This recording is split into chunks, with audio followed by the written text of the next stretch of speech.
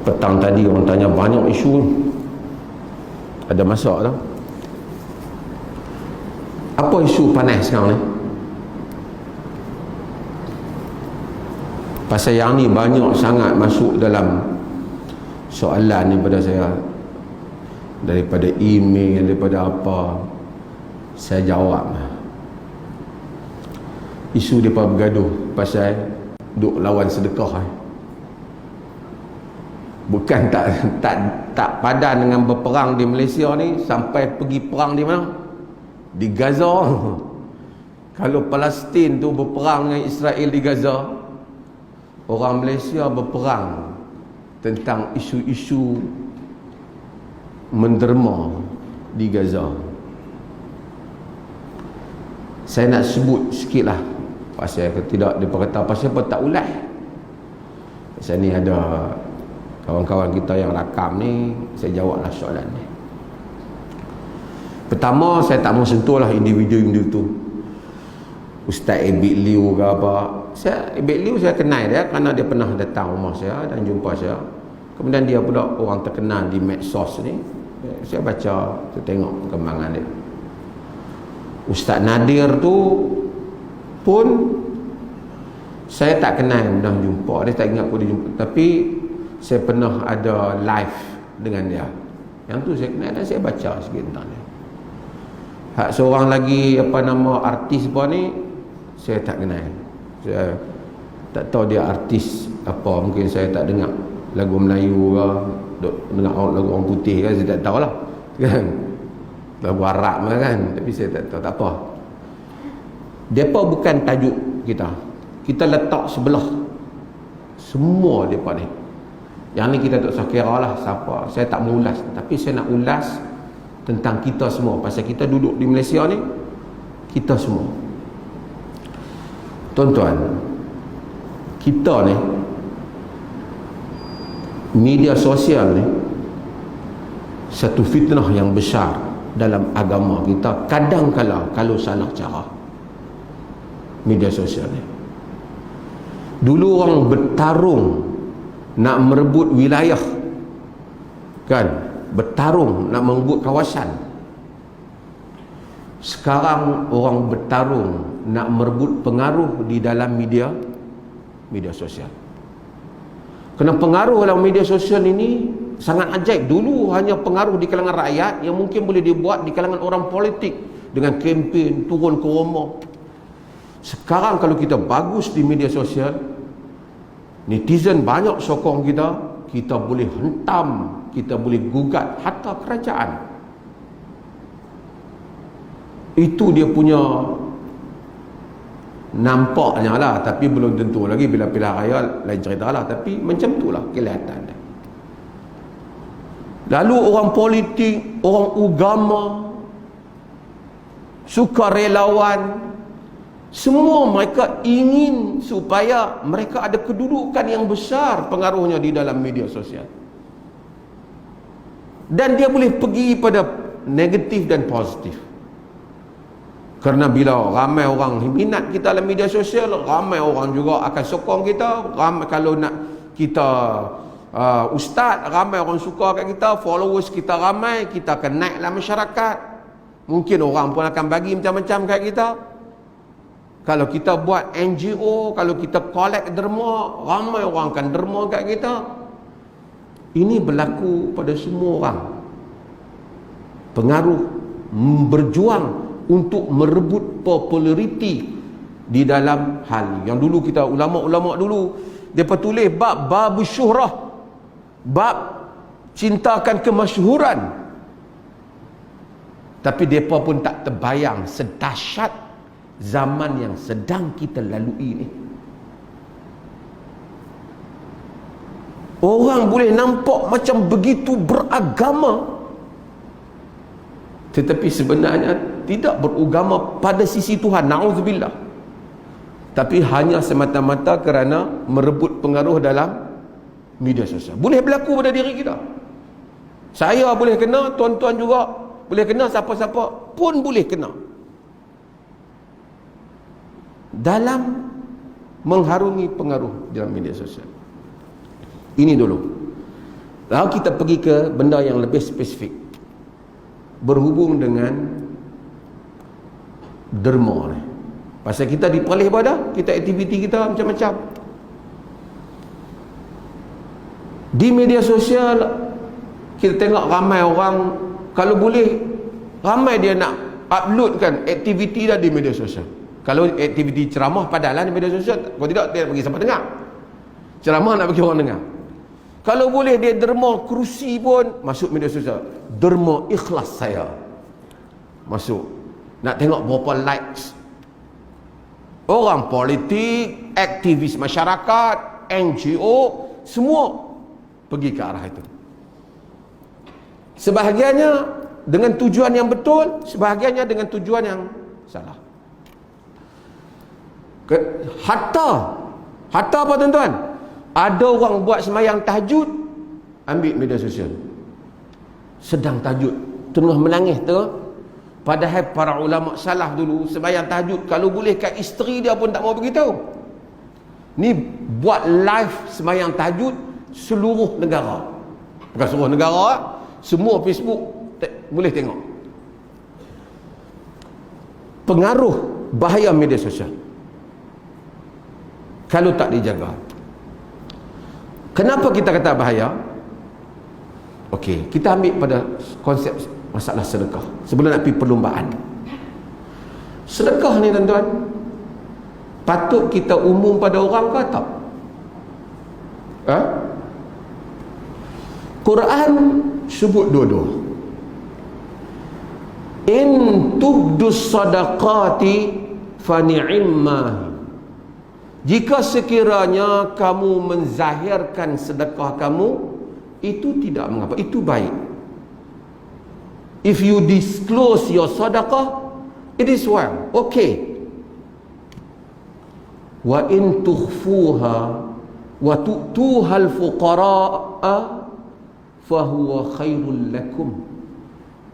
Jika sekiranya kamu menyembunyikannya dan kamu memberikan sedekah kamu kepada fuqara, fahuwa khairul lakum, itu lebih baik untuk kamu. Surah Al-Baqarah. Wa yukaffiru ankum min sayyiatikum, dia akan mengampunkan sebahagian daripada dosa kamu. If you conceal them and give them to the poor, kalau kamu sembunyikan sedekah dan beri pada fakir miskin, it is better for you. Itu lebih baik untuk kamu.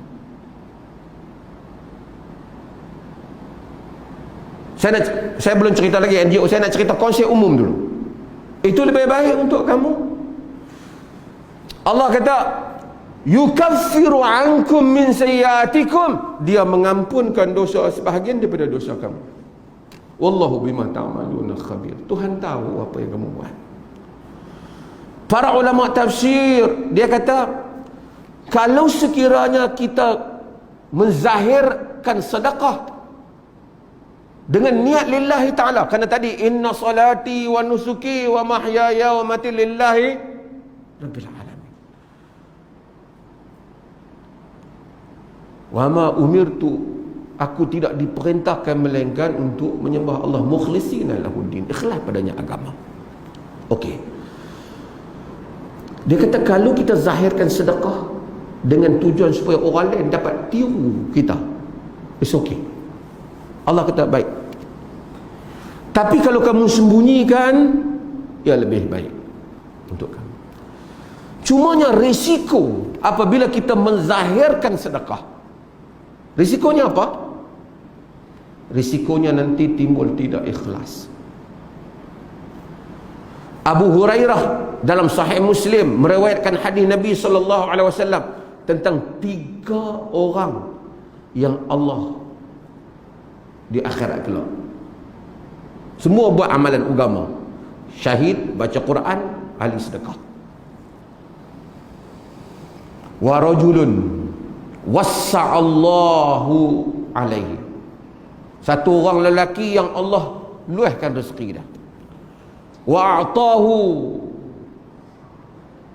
asnaf al-mali kullih, Allah bagi pada dia macam-macam harta. Allah tanya dia, "Madza amilta fiha?" Kau buat apa di dunia? Dia kata apa? "Ya Rabb, ma min sabilin tuhibbu an tunfaqqa fiha illa nafaqtu fiha laka." Wahai Tuhan, aku tidak tinggal satu ruang pun yang engkau suka untuk aku berinfak, memberi kepadanya, berbelanja padanya, melainkan aku belanjakan kerana-Mu, wahai Tuhan. Allah kata apa? Kadzabt, bohong. Innama fa'alta liyuqal huwa jawad faqad qil. Engkau buat semata-mata supaya orang kata dia ni pemurah. Faqad qil, dan telah pun dikata kepadamu. Fa umira bihi fasuhiba ala wajhi fa ulqiya fin nar. Allah perintahkan dia disentap dari wajahnya dan dicampakkan ia ke dalam neraka. Jaga ni kita ni. Semua kita ada handphone ni. Dengan ikhlas saya menderma kepada makcik di sebelah rumah saya. Kalau tujuan kita supaya orang kampung tu pakat derma, insya-Allah. Tapi kalau tujuan kita supaya orang like, pemurah dia ni, tu hadis dia.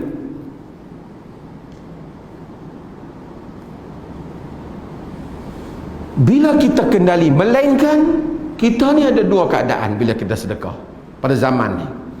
Satu, kita kendalikan harta awam macam Maibs, dia kena tunjuk lah, tapi dia tak akan claim saya sebagai mufti yang pemurah menderma untuk 500 orang. Tak boleh ya. Bukan harta saya. Harta siapa tu? Harta orang bagi zakat. CEO Maib pun tak kata harta dia, sebab harta tu siapa punya? Duit zakat, duit derma orang. Sebab tu kita kata Maibs menyumbang. Maibs tu bukan duit individu. Pasal apa tunjuk? Nak habaq pada orang yang sumbang, hak hampa amanah tu kami bagilah. NGO pun macam tu. NGO pun macam tu. Bila dia bagi, dia bukit kita tunjuk lah, sebab orang nak tanya apa bagi, pasal dia pemegang amanah orang. Okay. Tapi kalau kita derma individu, harta saya, ada dua keadaan. Kalau kita tunjuk-tunjuk kat orang supaya orang semua tiru macam kita buat, mudah-mudahan kita termasuk bahagian ayat pertama tadi lah. Tapi kalau kita tunjuk-tunjuk kat orang supaya orang semua kata kita pemurah, ini harta saya, ini apa? 2000 dari Haji Bakhil. Haji Bakhil hampir beli kan. Cikgu murni kena minta baru bagi. Kalau cikgu-cikgu lain balik saja dapat RM1 je lah. Kan? Kalau harta kita supaya orang puji kita dengan harta kita, dalam kategori hadis tadi. Kategori hadis tadi. Sebab tu kita semua ni pakai ada media sosial ni, kita hati-hatilah, saya sendirilah, tuan-tuan juga, supaya kita tak mensia-siakan amalan kita disebabkan nak menunjuk ke orang di media ni, inilah derma kita. Sehingga manusia ni berlumba-lumba untuk ni, dia akan boleh tanya, ni duk ceramah banyak ni, kenapa tak pergi bagi sedekah ke orang? Kita tanya dia, mana hantar aku tak bagi? Tak nampak upload pun. Dia punya fikir. Kalau orang tu tak ada gambar dia pergi bagi sedekah, dia tu bukan orang yang bersedekah. Dan orang yang bersedekah untuk guna diri dia ni dua. Satu, mungkin dia ikhlas inviting other people to do the same thing, ajak orang lain buat benda tu, mungkin. Satu lagi, dia sedang build up dia punya pengaruh dia di dalam masyarakat, ahli politik, public figure, dan orang Mabuk media sosial ni. Mabuk media sosial ni. Jadi dia menghukum tanda orang tu bagus kerana derma dia telah dizahirkan di dalam medsos. Mungkin saya nak ingatkan diri saya, tuan-tuan juga, siapa-siapa kalau mau, ni tazkirah untuk diri sendiri, share dengan orang lain. Macam ni tuan-tuan. Benda macam ni hak orang puji dalam medsos ni tidak lasting, saya nak beritahu. Dia fenomena yang bermusim. Setahun, 2 tahun orang syok-syok, then habis. Habis dengan cerita, na'udzubillah, habis juga dengan pahala. Pasal nak menunjuk ke orang. Wal baqiyatus salihat khairun 'inda rabbika. Dan yang kekal daripada amalan soleh lebih baik di sisi Tuhan. Tapi ilmu ulama, ilmu yang diberkati, al-baqa'u lil aslah, akhirnya yang kekal kepada yang saleh. Ulama An-Nawawi, kitab dia, Ibn Hajar Al-Asqalani, Ibn Taimiyah, walaupun masuk dalam penjara, Imam Ahmad disebat oleh pemerintah zaman dia, Al-Bukhari tak boleh mengajak, tak dibenarkan, dihalau keluar daripada Naisabur, tak boleh mengajak di Bukhara. Kita baca hadis rawahul Bukhari. Allah mengangkat sesiapa yang dia kehendaki dan menenggelamkan sesiapa yang dia kehendaki. Siapa yang telah membetulkan niatnya dengan Tuhannya, mudah-mudahan Allah tu memberi. Sebab itu sebanyak-banyak doa kita, tuan-tuan. Doa, ya Allah bagi pada aku ikhlas, ya Allah bagi aku ikhlas, tawaffani muslima wa alhiqni bisalihin. Macam mana Nabi Yusuf. Nabi Yusuf duduk pada maqam yang paling hebat sekali. Jadi raja di Mesir.